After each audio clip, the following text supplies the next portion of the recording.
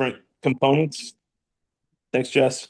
Um, we've got the Exodus at the beginning, the big deliverance event. Then we've got the law, and then we get the tabernacle. Like would probably be the easiest way to break down Exodus to me.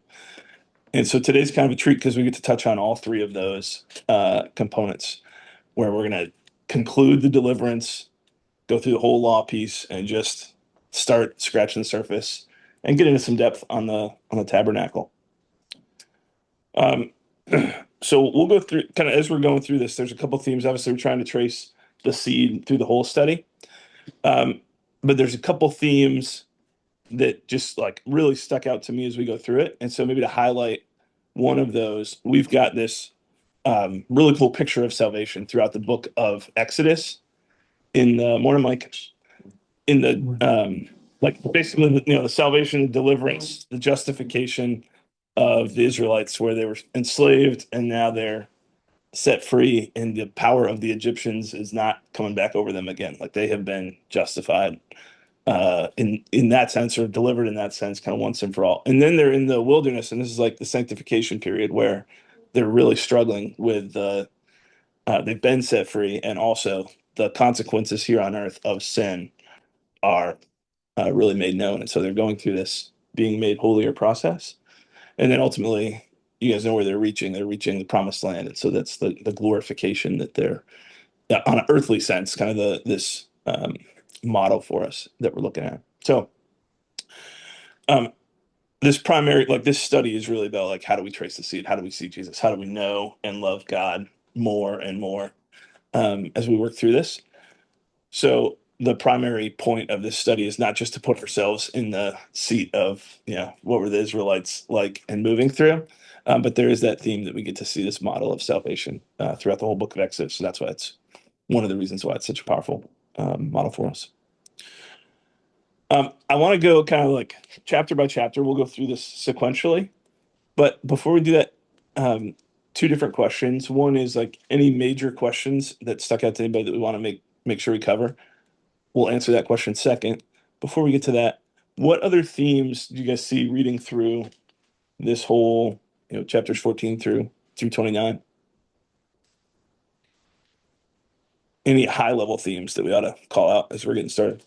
I don't know that it's a total theme on it, but I do like I talk about all the time, the Jethro model of leadership, so that one is not overwhelmed. And I mean, it's interesting since I'm new here, but like you're leading and not Sure. Scott, so that is an example of how the breakdown of leadership can be beneficial. Yeah. For the greater good of the people and God's kingdom. Yeah. Yep. And there's obviously the theme of salvation, which is a picture of Christ. Yeah. In many ways. Yeah. God's faithfulness. Over and over. Grumbling and God's long suffering. Yeah. It's more in the second part with the law and the tabernacle. God takes his glory very seriously, right? He takes his holiness and his name very seriously. Right. Yeah, it's not a small thing. Great. Well, let's dig right in. Let's go into chapter 14 then. So we're still, and we touched on this a little bit last week at the very end. I know some people had to leave a little bit early, but we started to get into this where we've really got like the deliverance happening. This is probably the event that when I think of Exodus, I think of like, baby floating down a river, and then probably like the Red Sea, and then probably like these tablets and the golden calf. And those are like from, growing up, like, oh, those are the things that happen. I'm not saying those are the three most important things from this. That's just like those are the stories that stick out to me. Yeah, right. Yeah. Let them know. Here's what's important. This baby floated on a blue river. Yep. All right. So 14, someone want to take a stab at kind of the summary of the chapter? What stuck out to you?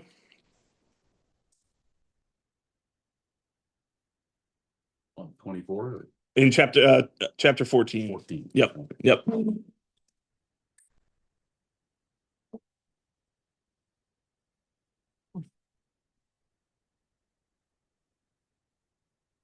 I'll start. I'll give you guys a couple, quick recap and a couple different things here. So, God speaks to Moses.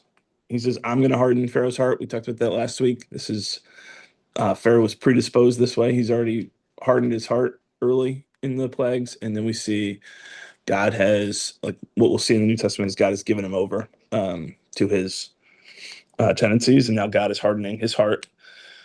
And to your point, Bill, like, I will get glory over Pharaoh and all his hosts, and the Egyptians shall know that I am the Lord. That's probably a rabbit trail, but God will be ultimately glorified in and by everything. So obviously his people will all be together someday singing amen around the throne and praising him forever. But he's going to get glory not just from his chosen people, but from the entire, or everything he's created will give him glory ultimately, in whatever form that takes.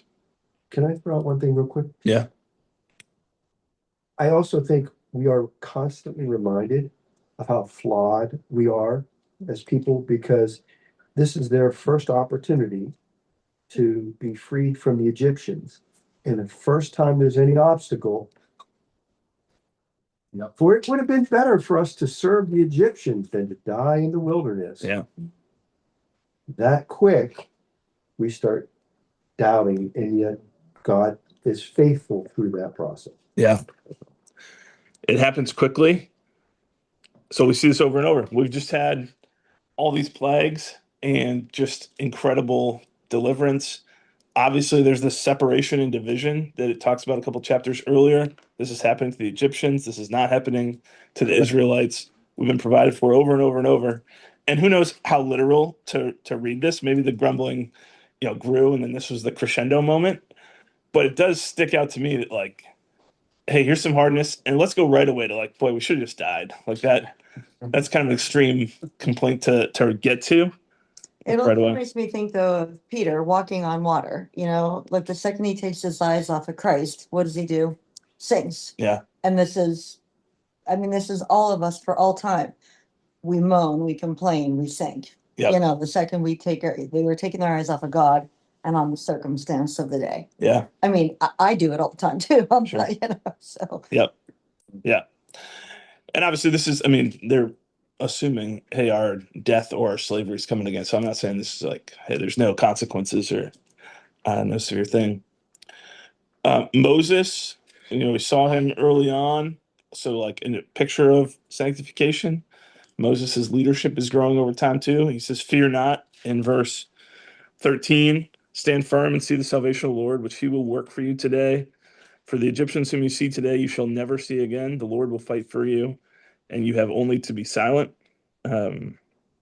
So he is acting on faith here in his leadership and his encouragement. That same thing could be said for us. We get the motif of rest throughout the Bible. The curse in Eden is you will work the ground. It's going to fight back against you. There's going to be all this pain in childbirth. So there's all this work that's happened. Not that work in itself, God had created work and given them jobs before, but just the bitterness of the labor that they have. And then we see, our eternal rest. We've got the picture of the Sabbath. Here's a day of rest out of 7, and then ultimately we live in the eternal rest. And Hebrews 4 talks a lot about that. But this struck me, that rest idea there at the end of chapter 14, verse 13. "The Lord will fight for you, and you have only to be silent." That this is really all God's power. I think we also see a theme too through so much of this. Moses' love for his people. How many times does it say, "Lord, Lord, please"? That remember how you provide those promises. Don't take your anger out on them. Yeah. And basically, they don't understand completely. But multiple times Moses is there to say, "Please, Yeah. These people you gave me." Sounds familiar. Yeah. But he did, I agree with you. Yep. Yeah, he's the Don't mediator. cast your anger down on them." Right. Yeah. Alan. And all along, there was a pillar of cloud Yeah. and fire right before their eyes. Yet That Yeah. doesn't give them any pause before they start complaining and grumbling. Yeah. Anew. Because we see it anew and refreshed throughout. Yeah. What more do you need to see every single day? Yeah. Oh. That could be all of us, right? Right. And the cloud actually moved from in front of them to behind them to Yeah. get between them and the Egyptian. Yeah. Yeah. When they're still like, The Yeah. thing that I noticed about the pillar and the fire is, and the angel of God who is going before the host of Israel moved and went behind them. The angel of God, at least from what I've learned, is the second person of the Trinity is Jesus, basically, is the angel of God. Anytime it's referenced in the Bible, Hmm. that's what I understand is Yeah. referencing to. Hmm. So Bill, were you about to say something a minute ago? No? Yeah. But I remember- It'll come in. Then obviously we see the deliverance event. Like God is the creator. He's the God of nature. He's the God of physics. Obviously he can make this happen. In this case, he uses a wind to divide the waters, and he controls the timing of that exactly to deliver his people. And then that same water that is like the same water that's such a blessing to the Israelites here, and we see the picture of baptism here where they're delivered through water, is really the picture that we're getting in their deliverance. That same water that's such a blessing to them is, the fatal curse to the Egyptians in the way that God uses it. And so to see his salvation um, cuts both ways, depending on how we're responding to it and how he is it's willing to amazing too how he leads them into basically a dead end. a trap. Yeah, They can't go anywhere, and here come the Egyptians. So, right. There's no choice. Yeah. If you're a foot soldier, you're wondering, Pharaoh told us we gotta go, but man, this doesn't look like a good idea. Yes. Yeah. You're a boot on the ground. I think I would. Not just not looking good. Oops, my wheels flat. Sure. Yep. Chapter verse 31 here. So it says in verse 30, thus the Lord saved Israel that day from the hand of the Egyptians. Israel saw the Egyptians dead on the seashore. Israel saw the great power that the Lord used against the Egyptians. So to the point of even judgment is a picture to us of God's, like he's getting the glory from all of it. Even these dead Egyptians are proof to Israel, and they're seeing the great power that the Lord used against the Egyptians. So the people feared the Lord, and they believed in the Lord and in his servant Moses. And just jump in yeah. real quick. There's something Jim said, yeah, he said that they brought them to a dead end and they had no choice. I think they did have a choice. The choice was turn your back Go on back and turn your back on Yeah. God and die, Sure. or trust in God and live. Yeah. I think it's just the whole salvation was in that metaphor. Yeah. Yeah. Presumably, this is still a valuable asset to the Egyptians. So I would imagine there'd probably be some consequences, but would have accepted them back. They're chasing them to go get their slaves back, and they're not ruin their economy. So yeah, you're either trusting God or you're going back to slavery. That is Yeah, I think to that point, that verse came alive for me in a way that it hasn't before, where it says, and the Lord has become my salvation. Whereas up to this point, especially reading it chronologically, we see that this is the God of Israel. They worshiped him, but they didn't really fear God, most of them. And so now we see the rubber hitting the road, and he has literally saved their lives. Yeah. In a way that obviously we can relate to because Christ has saved us for eternity, but this has not happened yet for them. So just thought that was yeah. Good call. Thanks, Jess. But isn't there a component of just pure grace here? Because you had a grumbling bunch of people who want to go back to Egypt now, yet, your point with Moses, God did everything for them on their behalf. Stretch out your hand, one person did that, and God's power manifested there. How much skin in the game did the Hebrews really have? Or is this more of a grace thing? And I'd like, That was one of my wonders on that. Yeah. Grace all the way through it. I mean, everything that happens through this thing is grace. We have the food, the manna, gosh, they get tired of it, and then he gives them quail, and I mean, everything they do, they complain and eat. Yeah. Yeah. It gives me reason. I don't know if anyone can relate to this, but probably the first impression of the Ten Commandments for me growing up was kind of like, this is how we live rightly with God. Yeah, if we follow these things, then we're saved. It's like the very first interaction, and then realizing, oh man, we can't do that. So that's why we need Jesus. But like what's hitting me again reading this through is just the chronological order of this. Like which comes first, the Ten Commandments coming or the deliverance from slavery? And they're delivered first. Yeah, like delivered. He's chosen his people, his treasured possession. And then he gives them the law, and the law is a blessing that way. So it's 100% grace. So we will do it. Yeah, right.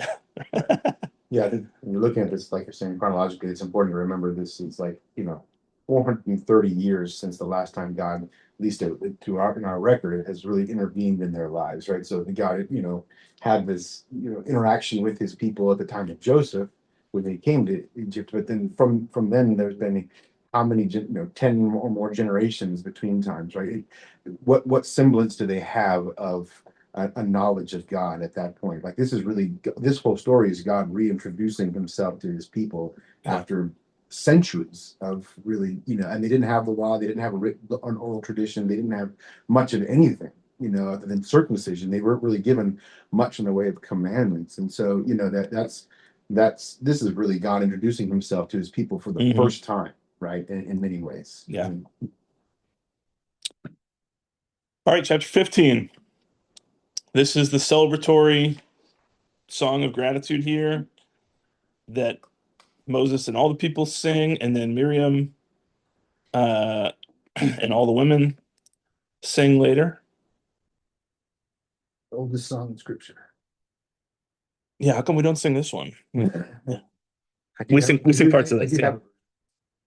Yeah? Yeah. That's awesome. Any big notes, any highlights that you guys had on chapter 15?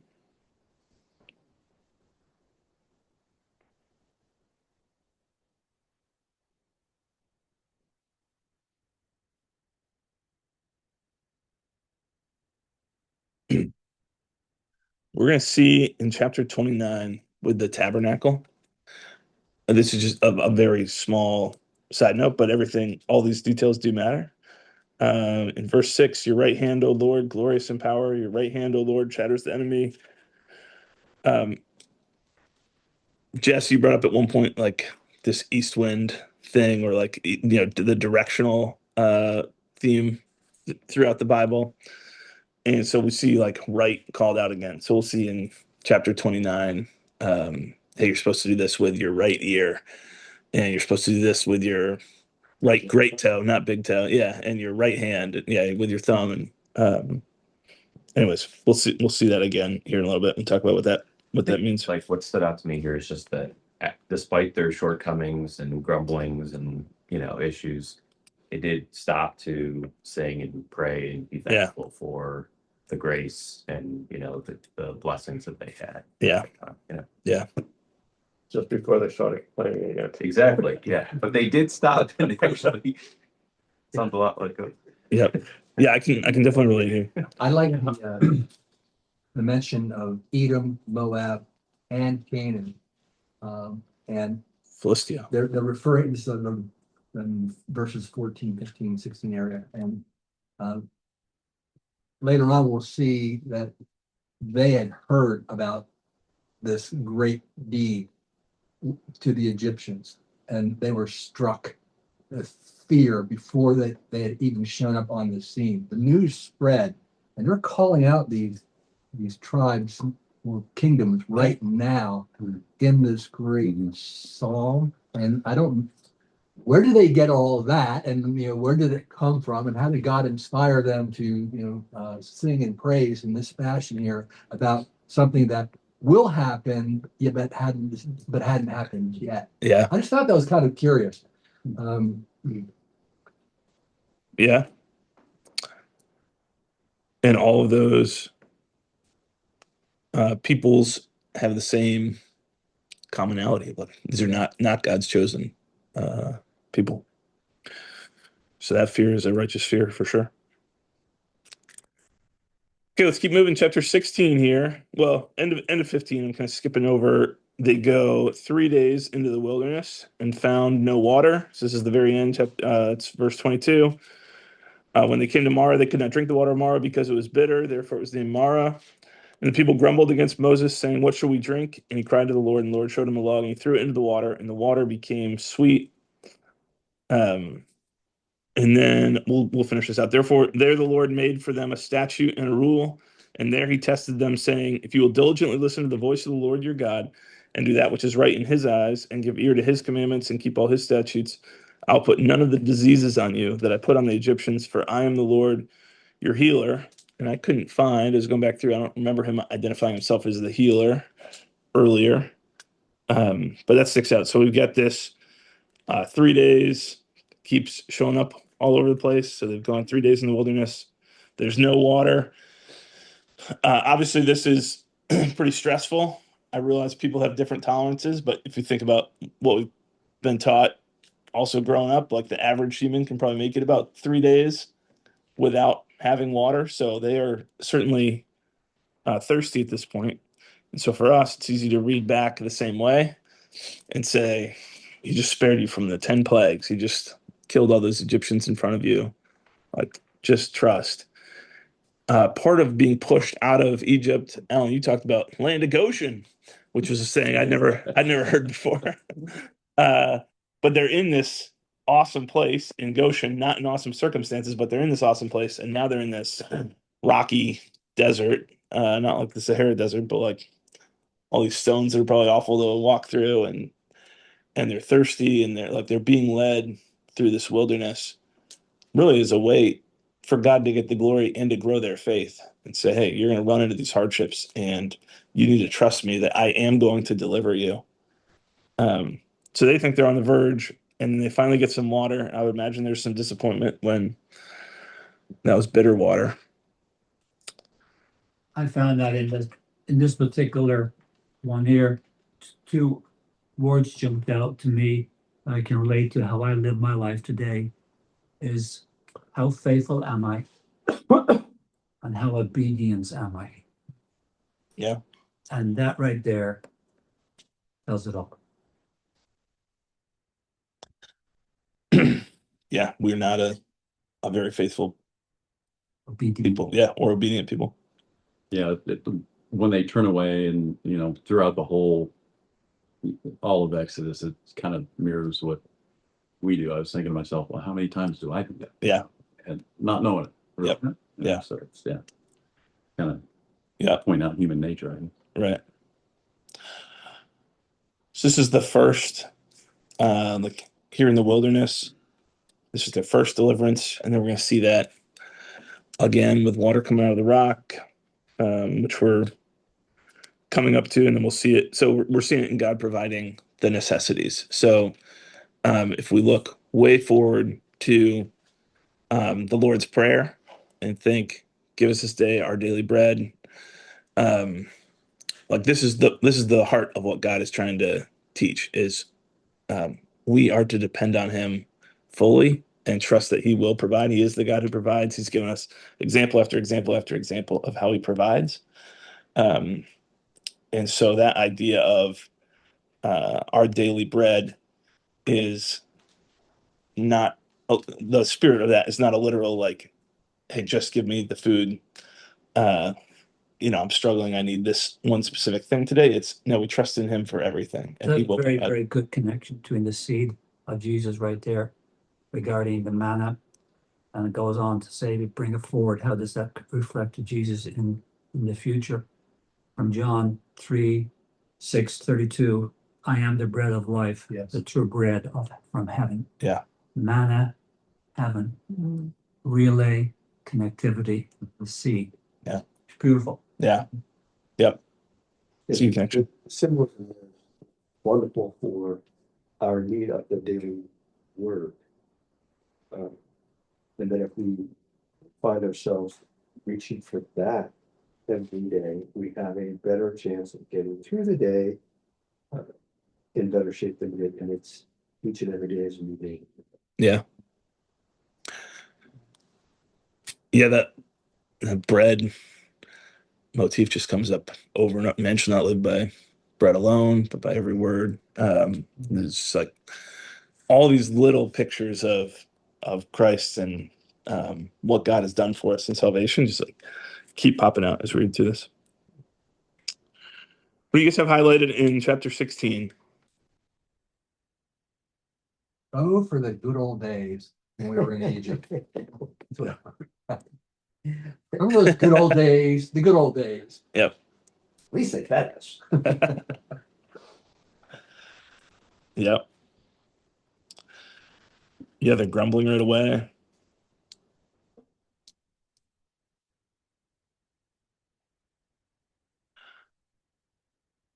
I'm gonna get one word. I bet nobody else circled this word, and this is just my weird brain. But in verse 4, the Lord said to Moses, I'm about to rain bread from heaven for you, and the people shall go out and gather a day's portion every day, that I may test them whether they walk in my law or not.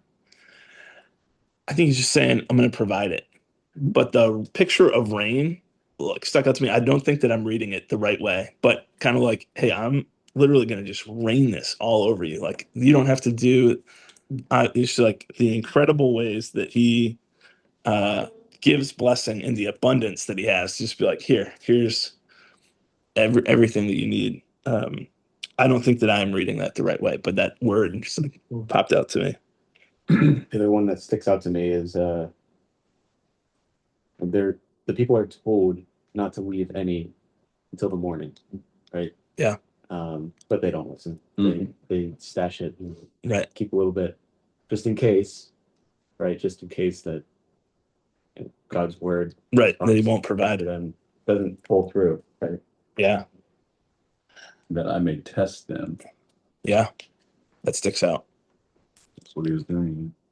Yeah. Do you really depend on, we see two totally different things. Like, don't take more than you need, and don't keep it for multiple days worth of stuff. And if you do, it's going to stink and rot and cause all these issues. Yeah. But if you happen to do it on the right day, on the sixth day when I tell you to do it, then it's all good. Like, this is really, to your point, Jim, like, this is a test of, do you really trust me? Will you obey me? And yet some of them did not, because on the seventh day, some still went out after seeing all that had happened. Right. They still, Yeah. we still, I mean, I think it's such a picture of who we are today, who I am. Yeah. I mean, all of us, I can speak because we're all sinners. So I can speak for others. This is me. Right. I go out on the seventh day. I know you told me not to. I know it'll be moldy, and it is, but I'm still. Yeah. Nothing new under the sun. Yeah, no, right. Yeah. And part of, I was kind of moved to was the introduction of the Sabbath. And Jesus was saying, how long are you not going to keep my commandments? Yeah. Bringing forward today, I'm living it. I mean, this could have been written yesterday. Yeah, I mean, I think in our culture in particular, I think this hits home, right? Because we do live in a land where there's bread all over the ground, right? Yep. We live in a land in Right. absolute plenty. You go to the grocery store and there's more food than anyone could possibly ever need. Right. And yet we still are obsessed with our 401ks, right? We are still, looking for security in our finances and in our insurance and in our, protections that we provide for ourselves rather than, this is written to us, this is us here. Yeah. Okay, Bill, ouch. We still got to pay for it though. Ouch. Walk fast. Yeah. They didn't have to pay for it. Ouch. With the governing initial statute, we call out 1526. If you diligently listen and follow, it's like commandment 1.A. Sure. Just do this. Yeah. No matter what else I give you, just do this one thing.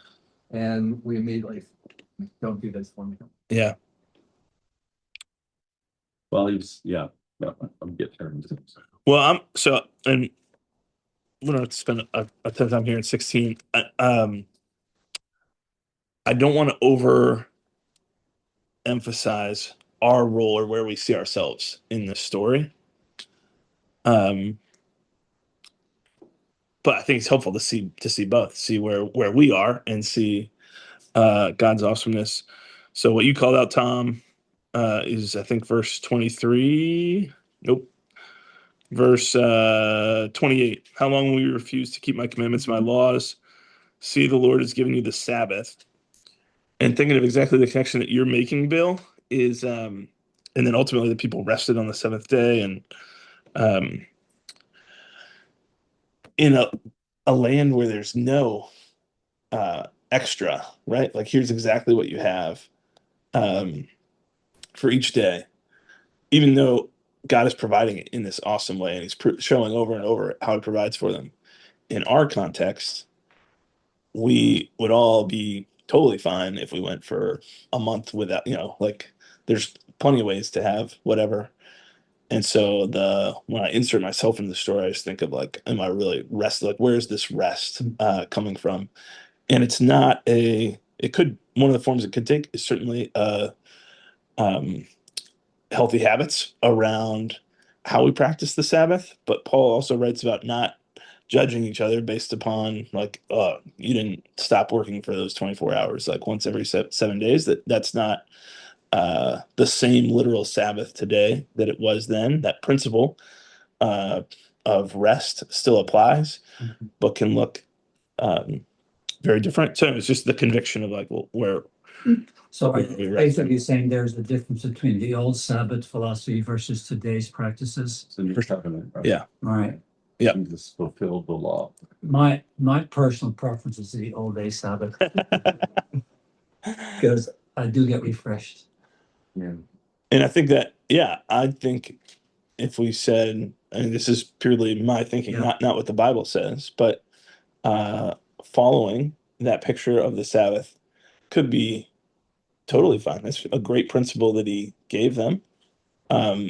The huge danger, the pitfall that we can't fall into is like, this is part of how I'm saved. I'm obedient to God by doing, Right. like, this is the only form of rest I need to take is this 24 hours once every 7 days and not do any work. And like the pit on the other side to fall into. The pit on one side is no rest and the other side is legalism. So, and that's where Jesus comes in, right? Yeah. Because this was more of, the law was set out not to save, but to convict, right? So when He came, He fulfilled the law. So there's no more law as far as that goes, right? It's Jesus' law, the new covenant going forward. So Sure. There's not necessarily a Sabbath like there was back here. Yeah. It's different. So. We can't overlook too that when we say rest on that day, it's rest in the Lord that day. We should have greater focus that day in our presence with the Lord. Right. That isn't a sleep all day. That's let's focus exclusively on our faith. Yeah. Kind of. Yeah. Has anybody ever practiced that? Not perfectly. On the Sabbath. Not perfectly. Well, that's what the Pharisees were all about. Yeah. How many rules for the Sabbath day? I mean, that's where a lot of their rules came from, hundreds. And and I've talked to my wife about it and my daughter about it at home. And it was like foreign to them. Yeah. So what does that mean? That I had then being the shepherd of the family, I had to take the initiative. Yeah. And think outside and do outside the box. So therefore, I mean, We're gonna see this with the 10 Commandments, but God is giving these like literal commands, but He's also revealing His heart. Like there's a heart behind all these that Jesus brings out and the New Testament brings out. Like what is the real heart behind it? Stealing is not literally like don't take Bill's water bottle from him. That's part of it too.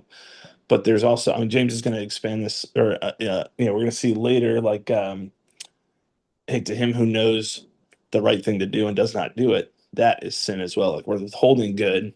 So intent to harm is now part of breaking that commandment. Like this is really a heart issue, not just what are the actions that we take. Julie could probably help me out with how the New City Catechism talks about the Sabbath, but it talks about rest from routine employment, spending time in public and private worship, and so anticipate the eternal Sabbath. Is like the point of this is we are spending time living in like putting ourselves in that frame of we are in the believer's rest now because of what God has given us, and we're in the already and the not yet. Like we're in this um, experience of we've been justified, we're being sanctified, and we will be glorified. And so we have the certainty and hope, and what we're seeing here, like the faith that is a gift from God, and all of grace. To your point earlier, Jim, that we get to live in. So. Were the Hebrews able to practice Sabbath like the Egyptians? Yeah, I assume this is totally new, right? That in slavery, I've got to imagine they were not like, hey, let's. Well, Before it a day off. I mean, Yeah. Right. What were you gonna say, Jim? one of the reasons they were given Goshen is because the Egyptians didn't want it. Basically, it was a land where they weren't habitable, and they were sheep herders, and Egyptians loathed sheep herding. And last week, it was you or someone said when they made the offering, it was an anathema to the Egyptians. That's because they cut it in half and all the guts came out, and it was just gross, right? That's why they didn't like it. That's why they were, I guess, appalled at it. Sure. So they set them apart on purpose. Yeah. So they could do their Sabbath or do their laws or whatever. Yeah. I think like everything though, when God, he told his people to take a Sabbath. The land needed a Sabbath. He worked 6 days and rested on the seventh. It's an example of life. I mean, and are we going to trust that I need to work in order to make enough money, or I need to whatever, to fulfill whatever need? Or am I going to trust in God? Am I going to take that day of rest? Am I going to set aside what I think I need to do because God is bigger and I'm trusting in him? So I personally, like in our family, we try very hard to keep the Sabbath, not necessarily with all these rules and regulations, just not working, making sure we go to worship and focus more on him than on, family, than on what we think we want to get done, Sure. you Yeah. know? And I think most certainly you can become legalistic and you have to, and you must not, or else, Sure.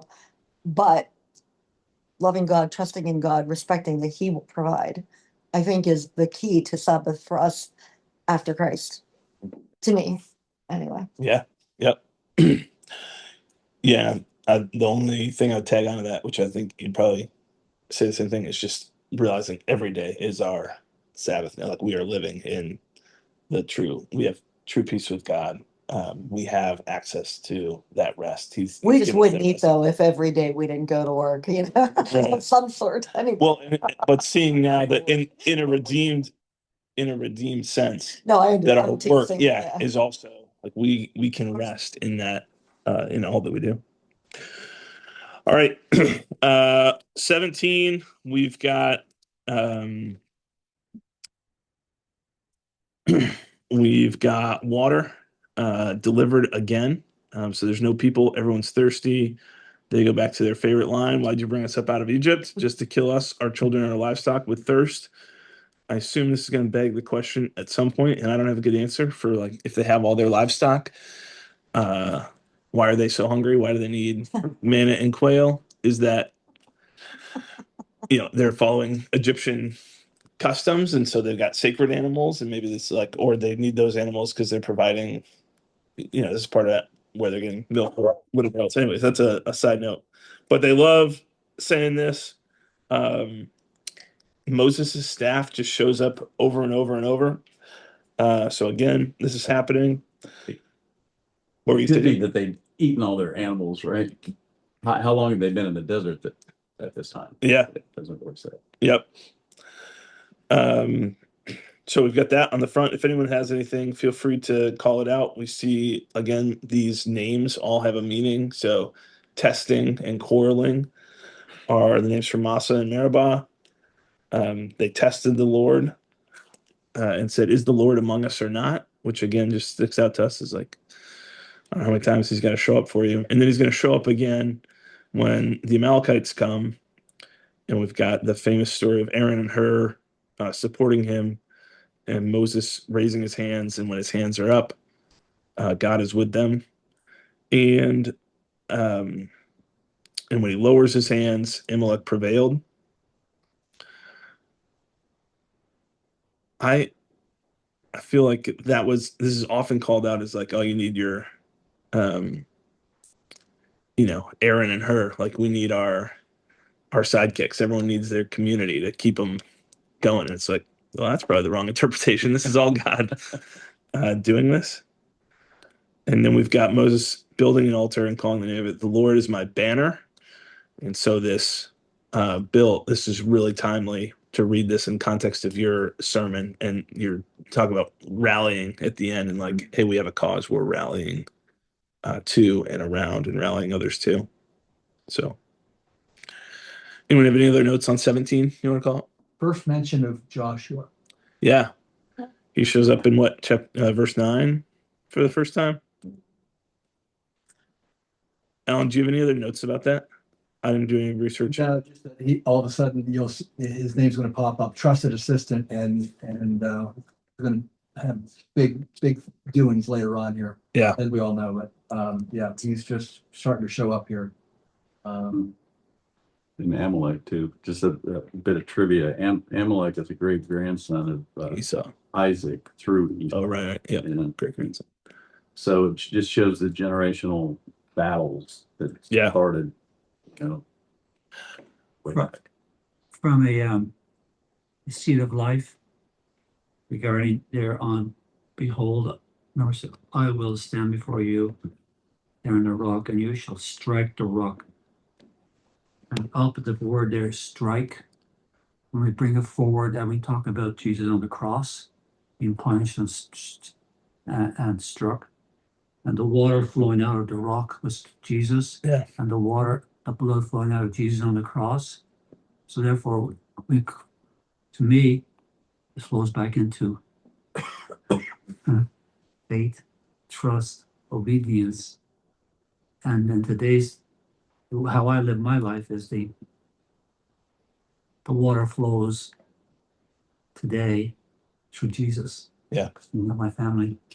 So that's how I read it. Yeah. Kind of cool. That's definitely a good call. Yeah, we do see that. We see blood and living water coming out. flows from Jesus to us. Yeah. Paul also points out that Jesus is the rock. Right. Bingo. Mm-hmm. That's what Paul says. Yep. I read the same. I went back to Amalek, and I was like, "Wait a second! It's been 430 years. How is this guy, who's the grandson of Esau, like still around?" It's like, "Oh yeah, it's a people group. This is not The guy. not the guy." So it's like he had to be so old. Wait a minute. Yeah. People would not underuse Right. Great All at right. Bill's point about like God reintroducing himself, like he's now said like he's the provider of everything basic you need. Like he's provided food, he's provided water, and then safety now. So like he's providing every basic thing that they could possibly need. Yeah, it's a good call. Thanks, Joel. Mhm. All right, 18. Kelly brought up Jethro earlier. So this is Moses' father-in-law. He's coming with family. Moses tells him all the things that had happened. And Jethro, seemingly kind of unsolicited, I don't know what Moses shared that made Jethro think this was I mean, It might have been his wife. this was, yeah, well.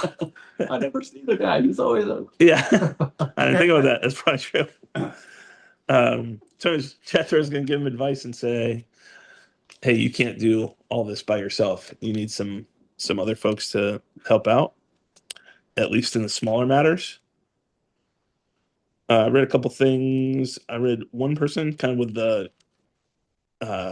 hot take of, hey, this is actually not good advice. This is coming from somebody else. This is not God speaking. But most people seem to think, yeah, this is solid advice. This is our first time that we're seeing elder qualifications called out here. Men who fear God, able men, trustworthy, hate a bribe. This is verse 21 of chapter 18.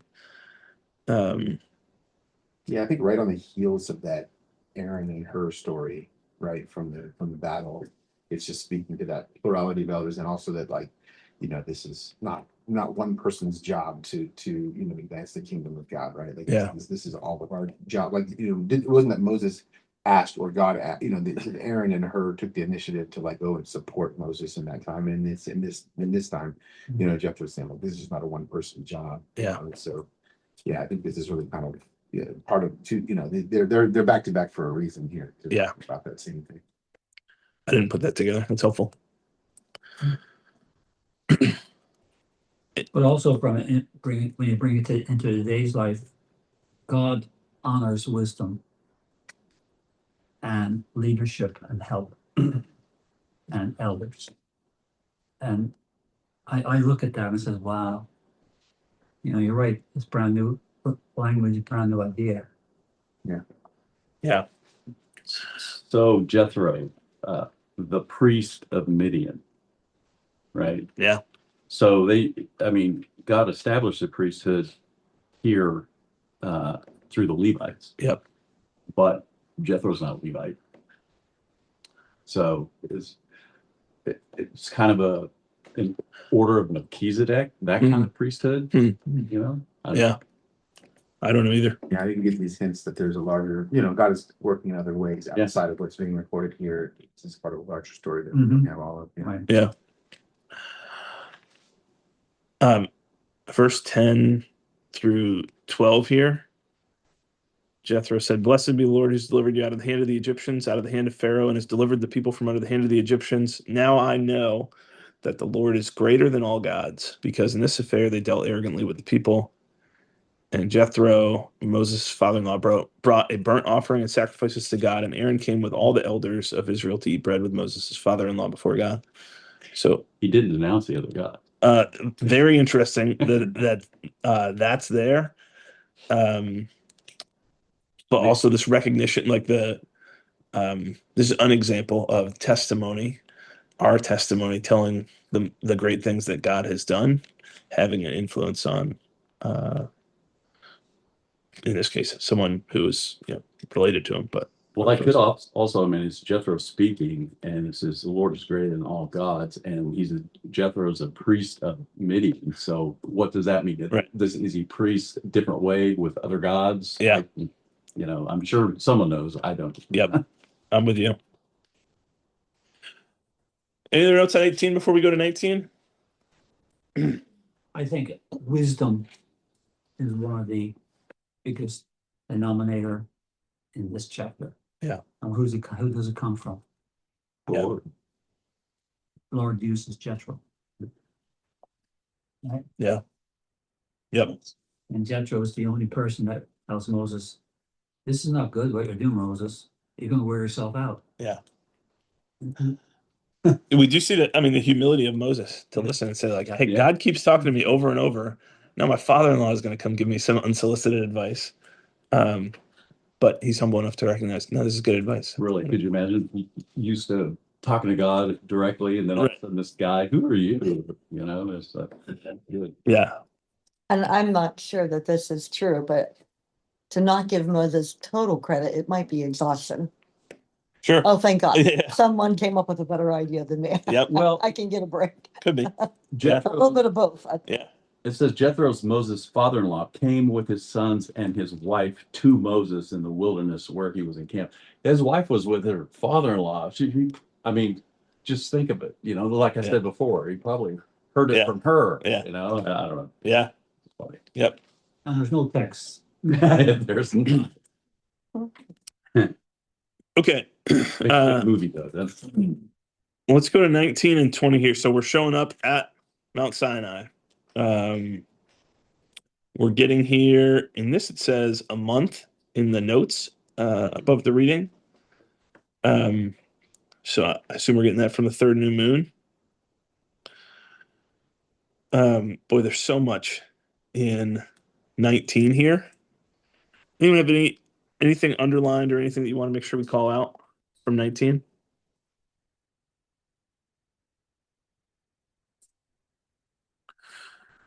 I had in my Bible, I have notes from past study, and I'm trying to remember, but it said verse 3 to 6 are said to be the most theological verses in the Bible, the heart of the seal of the covenant,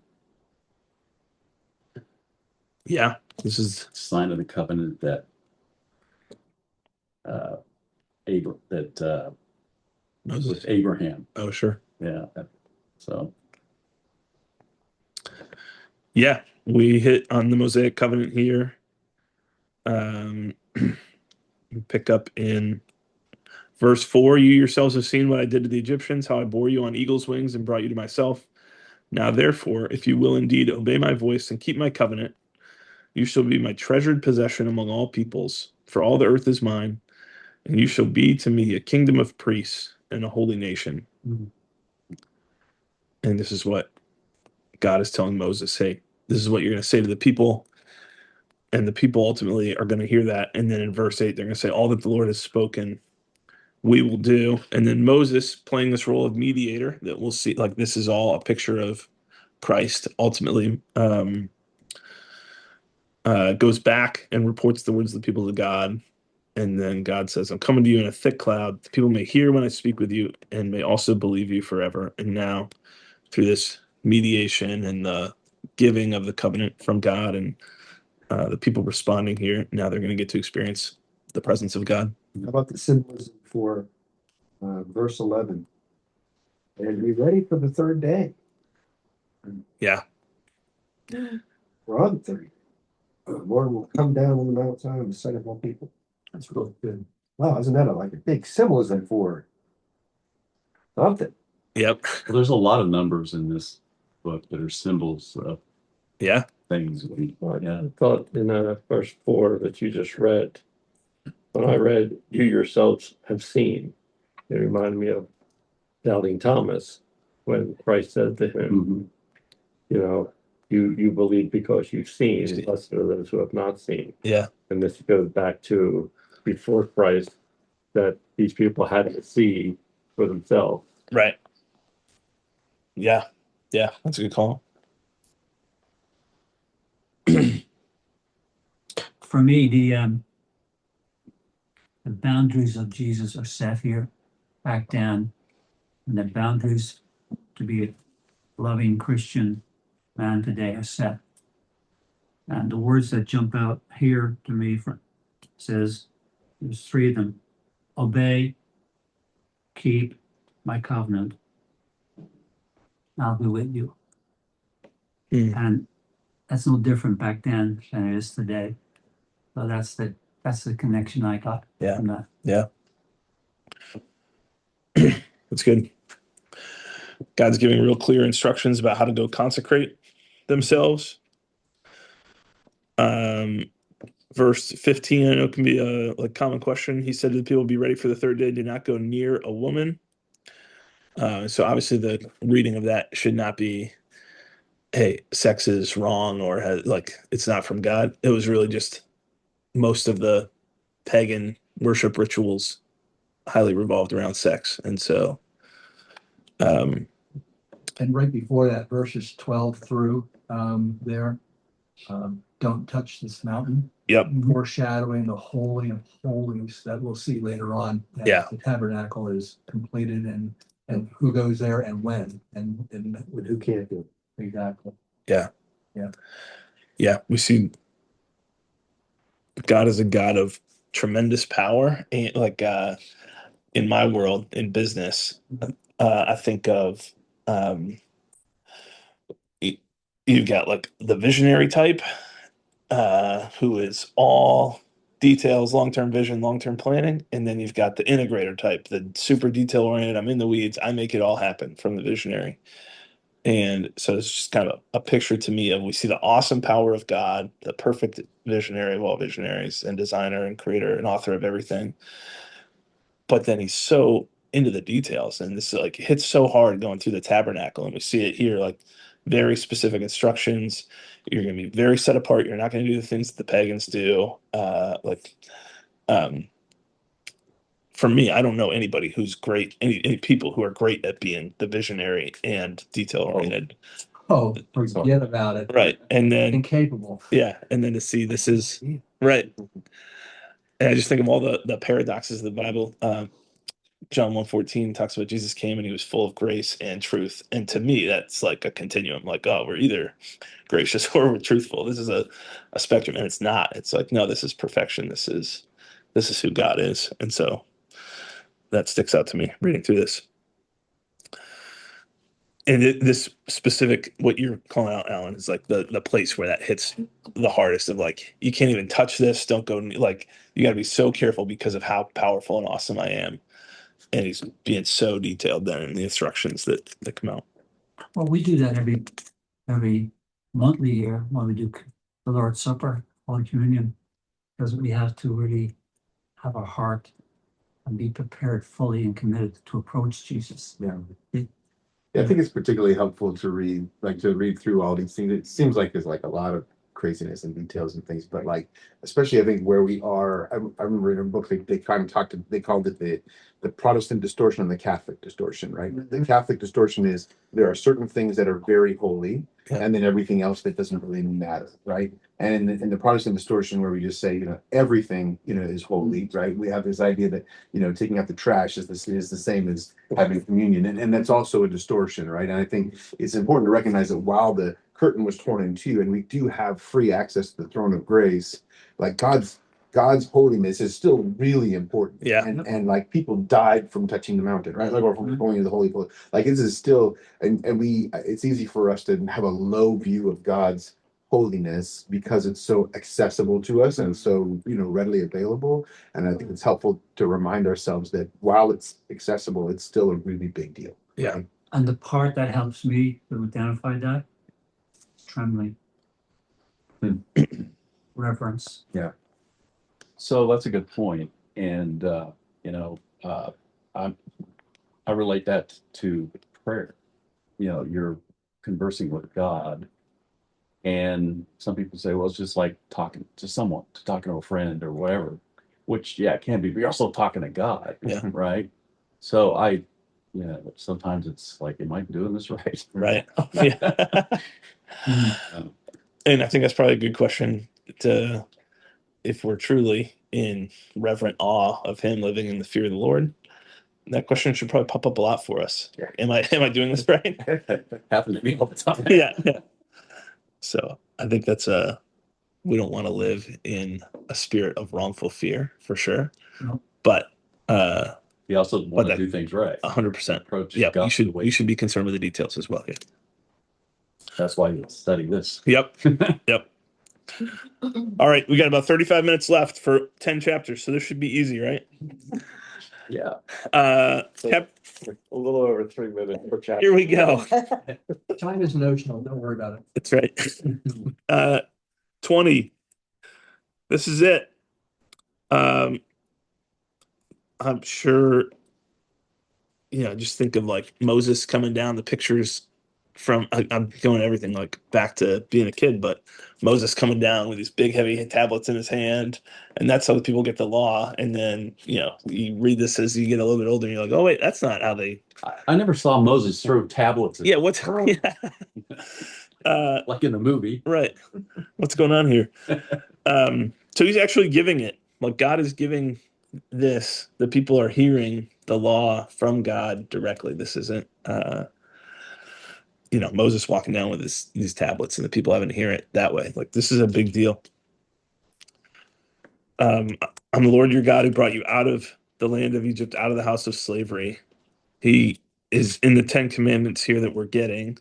And then we're going to go through a couple chapters of law and very detailed law here.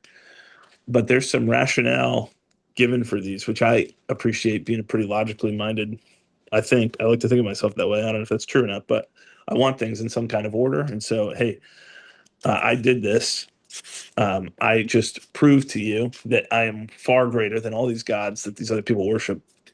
So can we just agree you shall have no other gods before me? Like, this seems like a pretty obvious thing. He explains a couple of these. So the idols, he gives an explanation for that. Don't take the name of the Lord your God in vain. There's some explanation. The Lord will not hold him guiltless who takes his name in vain. And in some of these, there's not, much other context given. You shall not murder, you shall not commit adultery, you shall not steal. But God is giving these commandments as he is revealing himself to them. Hey, this is more about my character. This is who I am.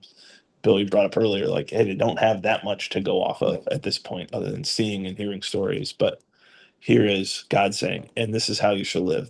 Everything that we're about to get into, or we're getting into here in 20 through end of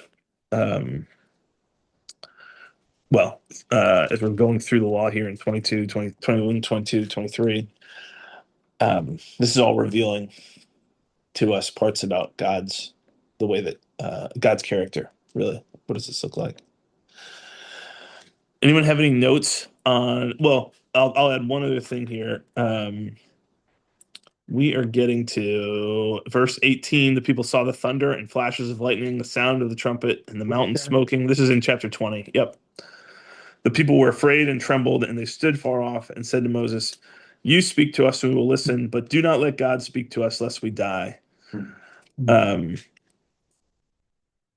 there's more to it here, but right away they go to like, well, this is too awesome for us, and we do need a mediator to interface with this God. Yeah, that stuck out to me as well. What notes do you guys have on chapter 20? And then we'll go into some of the specifications after that.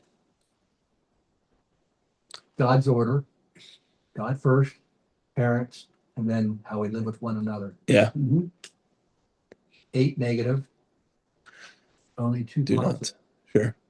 Keep the Sabbath, positive, honor your mother and father, positive. Everything else is, No. I don't know why, it's in the middle too, is like, I don't know if there's some kind of weird bracket or what, but Yeah. I just thought the structure was curious to me. It's like, never noticed that before. Yeah. Yeah. Huh. That's a good call. Just an observation, because I don't have any, I can't put any meaning to it, but it's just how it was written. The way it was always explained to me, it's a cross where the first 5 are upward, the last 5 are horizontal. Thanks. Humans. I have it addresses different things, like first law is theological, second is national, third is personal. So it addresses different aspects of basically of your life. And you break one law, break them all. Yep. And it's not for salvation, right? As it is for conviction. Yep. And by itself, it can't produce sanctification. Those are my notes. Yeah. My note's a little odder. Yeah, good. You shall not steal. Where did they get the concept of personal property that could be stolen? The whole book talks about all the earth is mine. I provide everything. Everything belongs to God. Yeah. And then he says, don't steal from others. Well, if everything is God's, where did they get the concept of personal property to be stolen? Yeah. I don't think there was lawyers back then. Yeah, there were. Sure there were. Not for law school. Yeah. What you were saying there, Alan, regarding the underlying tones, my notes were, first part was the relationship with God, imperative, and then and the relationship with others. Okay, think that through further. It was negative. Well, what's the positive of that? Love. That's what we're here for. Yeah. Yeah. As I read it through like this time, kind of just have the Sermon on the Mount kind of pop in my head, just like God on a mountain talking to his people. Yep. Yeah. Nate, do you have anything? The one thing I had, I was kind of piggybacking on where you were going in 18, 19, 20. And Moses said to the people, do not fear, for God has come to test you, but the fear of him may be before you, that you may not sin. Mm-hmm. It's like pretty complex, I think. Yeah. He's saying don't be afraid, don't fear. It's such an awesome thing, but he is here to test you. And you should be afraid if you are sinning. Or Yeah. not following the laws. Yeah. There's a lot there. All right. I'm sure this is the one you guys have the most notes on. 21, 22, 23. Let's take them together. We're going to go right into talking about slavery. And boy, we could really get lost in the details on this stuff. And if you've got a detailed question, that's fine. But what do you highlighted or what stuck out to you from these three chapters? 21:17. Whoever curses his father and mother shall be put to death. Yeah. That's pretty strong. Yeah. I try and tell my kids that all the time. And You're right. and this one is a kids know their parents before they know the Lord. Like this is your first. This is how I've heard this explained was like you've got to figure out how to reconcile with authority figures in your life, and if you can't even submit or obey your parents, like this is the simpler law, then how are you going to submit to a heavenly authority here as well? One of the things that we had attempted to do in our household was to remind our kids that we, as parents, are supposed to provide authority and guidance, and they are to show obedience to us. But our ultimate goal is to help them transition from being obedient to us to being obedient to God, because we too have a place where we need to have the ability to be obedient to somebody. We answer to somebody too, just as they do as children. Yeah. Let them transition to being obedient to God. I think the operative word there is curse. Curse, yeah. Right. It's not obey. It says whoever curses his father or his mother shall be put to death. That means curse is pretty. That's pretty major. Yeah. It's also But right above that, we see whoever strikes his father and mother. And so these are like the antithesis to obedience, right? Like in my anger, I don't want authority. I will lash out, whether it's a curse or striking.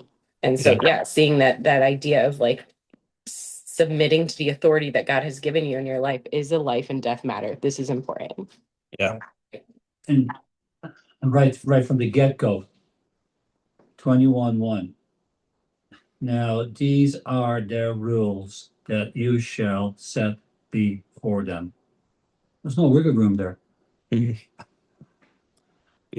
And in today's culture, we get it all watered down.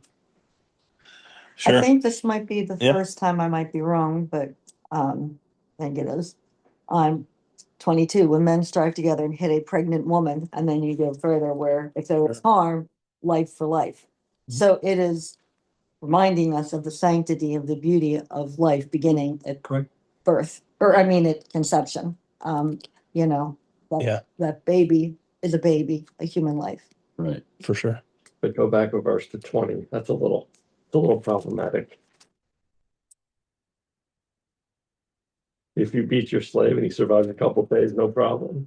Oh, so I think Yeah. I think this is a great point, that it's really easy to read through these and be super selective about what we love. I'm a parent, so I'm gonna cling to 21, 15, and 16, like 17 and 18.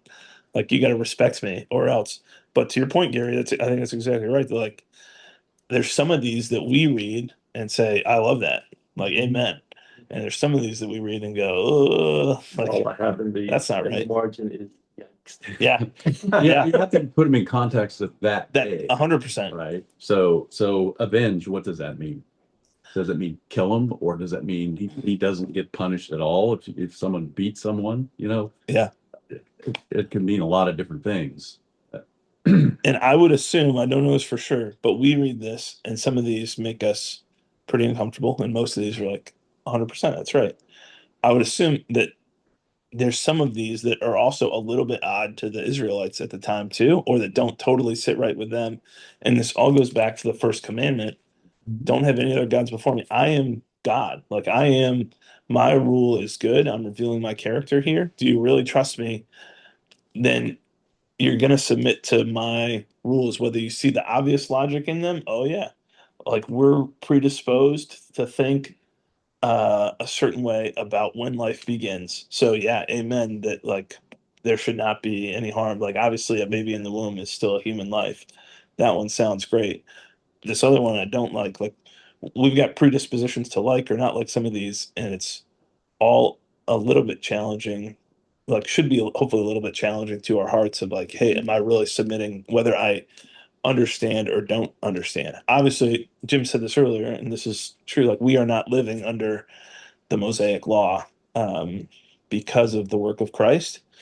But as we read this stuff, there should be things that challenge us and make us go, oh yeah, in what other ways in my life am I imposing my own order, my own pre-construction of how I want God to show up, and that's what I look for. And we use selective hearing instead of.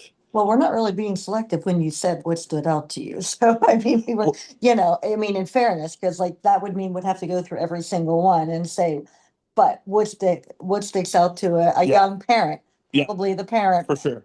I'm a woman, so a pregnancy, that's a big deal to me. Yeah. Maybe more than men, maybe not so, maybe equally for a man, Sure. because it's still human life. So we can go through this, and yeah, the slave, that seems horrible. But that reminds us again, it's not our justice, it's his. Because I don't agree with a lot of the things that God Right. does. That doesn't make it wrong. That doesn't make it wrong. It makes me wrong. It makes me have to be submissive to his authority. Yeah. That's the bottom line. I don't have to like it. I just have to be submitting to him. There's also good news in here because this is rules for living in a just society. Mhm. Whereas before, I could kill you and not even think twice about it because you're my slave. I'm at least putting some boundaries around here of what justice ought to look like a little bit. So it's not all bad. There's actually framing it up. I like the way it started with, okay, we have 10 commandments. There's only 10. Stop there. Well, let me give you a little more detail in the same order. And then I'm going to close out again at the very end about how you worship me. Again, God first, God in last. So he brackets everything else and everything else in the middle about us, how Yeah. to live with one another, conduct with one another. Yeah. The undertone I saw here that affects me dearly is about generations. Now, as a leader of my family, am I responsible to my children to teach them and love them practices of obedience? And if if they don't do it, then is that a generational curse for 3 or 4 down the road until it's all filtered out, and then a new thing starts? So there's a lot of stuff here, right? Yeah. Not to belabor this, but this is a question. So the thing on the slave, but if the slave survives a day or two, he is not to be avenged, for the slave is his money. So the question I have is the punishment really to the slave owner, because the slave it's like you're getting rid of your money. So is that your punishment because of the money? Is that what that means? Yeah. I don't. Right. I mean, if you destroy, like you go out and you wreck your car on purpose, well, you just lost 20, 50, $100,000, whatever your car might Yeah. be worth. Is that what that means? Yeah. For the slave is his money. To me, it means he can treat him how he sees fit to treat him, but don't kill him. Yeah. Right. If you take a life. But why So it the, says but what about survive a day or is the two. money? He dies. Even he just survives a day or two. He still dies. Maybe. Yeah. I don't know. That's a good question. Yeah, but how bad? But- So it wasn't so bad that I killed him immediately. I think I'd rather die immediately than suffer for 2 days. Agreed. He could have been hit by a bus. He may not have been even related to you. Or a box. I'm sorry. Yeah. I don't have a good answer for that one. I do think, just to bring out what Alan said, and then we'll jump into 24, 25. There's the contrast of all these pagan gods who were extremely moody, like infamous for being moody. That sacrifice pleased me on this day, didn't please me on this day. And God is taking a hard stand in the opposite direction. And what we know about his character is he is unchanging and say, here's principles. Like this is a blessing to know what my expectations are very clearly. We talk a lot about in my work, like clarity is kindness. Giving people very clear expectations is one of the greatest gifts that you can give. And so God is giving this huge blessing of saying, here is what my expectations are for you. So in stark contrast to the gods that these people would have heard about or been familiar with.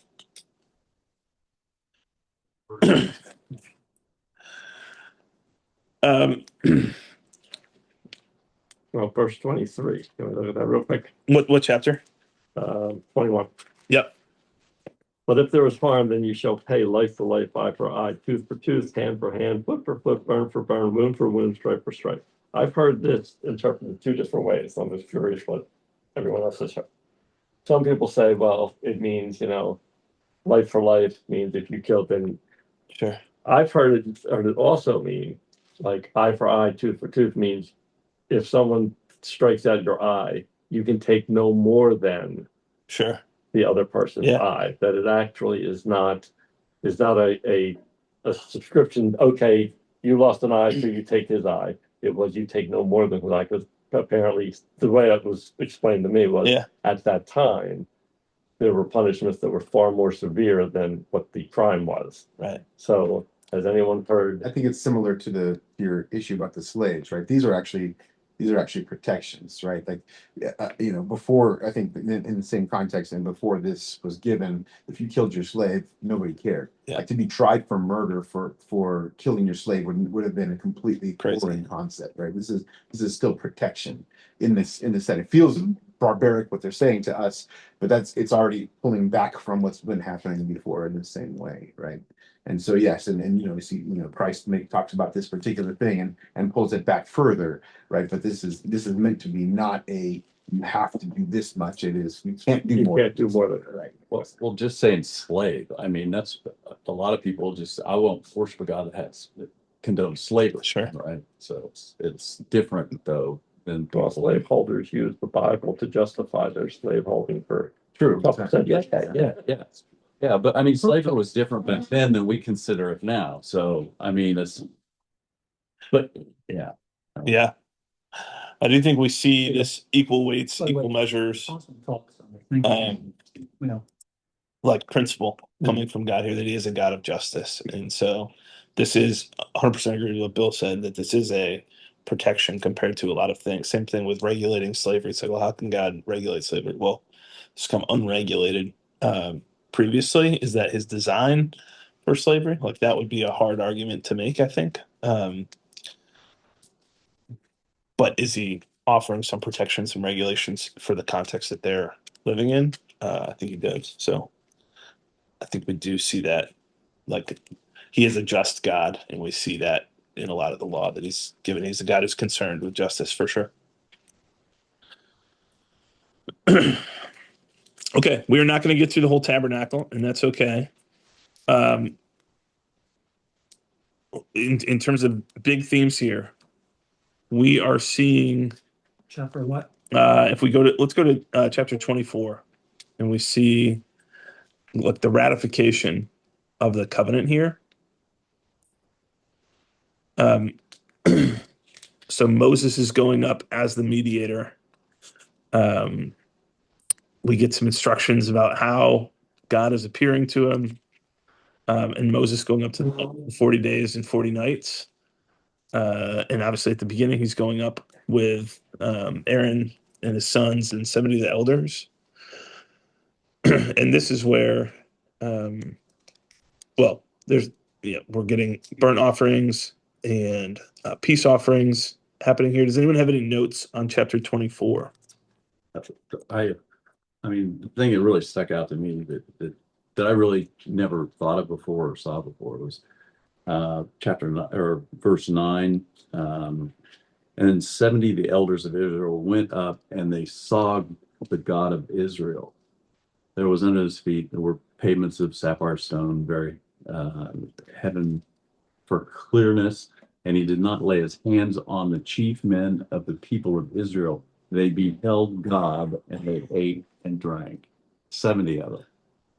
They saw God and they ate and drank. Yeah. I mean, that's just, you look upon the face of God and die, right? So, Yeah. What were they saying? well, yeah. He did not. He said he did not lay his hand on the chief men, and he didn't hurt him. Right. He Right. let him see him. Yeah. It's just amazing. Yeah. I'll make sure I just understand what you just said there. You said that they saw Jesus? No, they saw God. Yeah. He said there was under his well, anyway, and he did not lay his hand on the chief men of the people of Israel, which were the 70. They beheld God and ate and drank. They beheld God. 70 of them. And 70 is in the Bible means completeness, right? So think about that. Yeah. Are you saying he, as in God, did not lay his hand on the chief men? Or he is in Moses? They saw God of Israel. There was under his feet, which was God, as they were under his feet, it was pavement of sapphire stone, like the very heaven for clearness. And he did not lay his hand on the chief men of the people of Israel. They beheld God.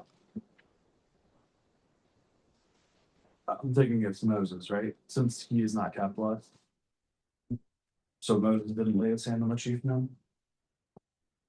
But they beheld God. Yeah, Alan, I see what you're saying. I don't know. Does anyone else have an answer for that one? Who's not laying his hand on? One of the things we can do is look at other translations, like an NIV or something else, and it may give a different perspective on that. Yeah. That tends to bring it Yeah. out. I don't have my NIV with me. Yeah. So before they were told, do not touch this mountain. Mm-hmm. But now I've laid a new pavement down here for you. Yep. Maybe that's protection. And I'm allowing this special dispensation for this one time for my purpose. Yeah. I don't know. I have nothing here in Right. my notes and Yeah. where it's looking at. Yep. Alan, I assume that this is God, even though it's not because capitalized. It is, in the NIV, it says, but God did not raise his hand against these leaders of the Israelites. So it's- Yeah. Yeah. And we see in a handful of different places where he is referring to God, but not capitalized. Yeah. Also, it does kind of throw us off with what that Translation. is. Yeah. Opa or whatever. All right, we're gonna wrap up here in about 3 minutes. So this is bleeding into then, and we see this like the patients, they're up there waiting for what verse are we in? Somewhere. Here we go. Verse 15 of chapter 24, or verse 16. So Moses goes up, the cloud covers the mountain. The glory of the Lord dwelt on Mount Sinai, and the cloud covered it 6 days. And on the seventh day, he called to Moses out of the midst of the cloud. Yeah, here we've got the another picture of seventh day. But they've got to be somewhat patient in this case. And then this is leading into Moses entering the cloud and going up on the mountain and being up there for 40 days and nights. And that's where all these instructions for the tabernacle come in. And there is symbolism there in the 48 and 40 nights, right? For sure. I mean, wasn't Jesus tempted? Yeah. So Jesus is also in another wilderness Test or trouble. for 40 days. We see that. We'll see 40 years in a while. Yep. Yeah. There's a lot of this. God says in 25, verse 8, let them make a sanctuary that I may dwell in their midst. And then goes into exactly as I show you. Again, a God of detail concerning the pattern of the tabernacle and all its furniture. So you shall make it. God wants to dwell with his people. This is so encouraging to us in this context. Like he earnestly desires in a way that we can't even imagine to be present with us, and he is present with us and dwells with us. We could skip ahead to Hebrews and talk about how all these details in the tabernacle, it talks about in chapter 8 somewhere in Hebrews, like these are all copies or shadows of a greater reality that we have. So we have all these details in the tabernacle, which all have meaning. Like there's something for all of these. We get over and over this theme that Moses, even though he's remembering this somehow, I don't know if he's writing, I assume he's not writing all this down, but Said he wrote it down. all the instructions, does he write them all down?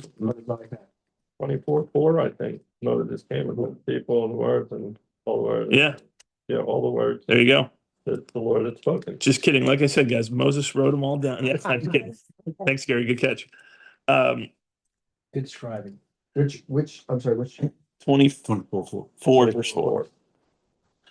But we've got a couple different references. I think there's 3 or 4 times where it says in here that Moses, God says something like, according to the plan you were shown, as it's been shown to you. So I assume Moses is getting some kind of visual for this as On well. the mountain. Verse 20 or 27, verse 8 says that you should make it hollow with boards, as it has been shown you on the mountain, so it shall be made.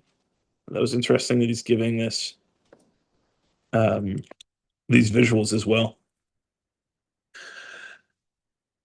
Any outstanding notes or questions from the tabernacle? I've got a bunch of other things written down, but anything you want to call up as we wrap up?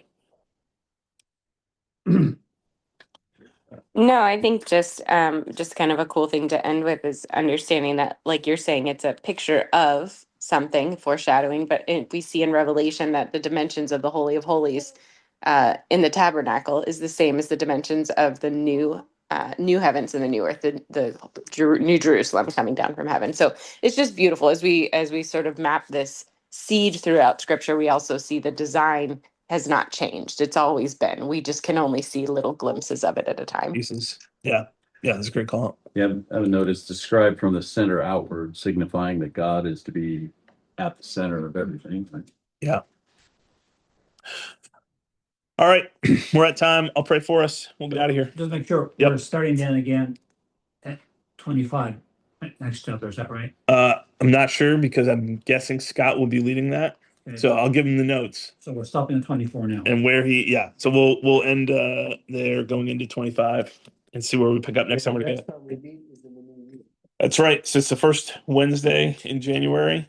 We'll be back here and we are going to close out. Later. Well, we've got a couple off days, but it is. We're going to close out Exodus and we'll be through the first, I forget how many chapters of Leviticus next time we're together. I'll pray for us. Dear Father, thank you for giving us your word. Thanks for being all powerful and in control of everything and still desiring to be with us. We're grateful for your presence and the peace that gives us, and ask that you be at work in each of our lives and draw us closer and closer to you. In Jesus' name, amen. Amen. Thank you. Thanks, Jess. Thanks, Julie. Thank you.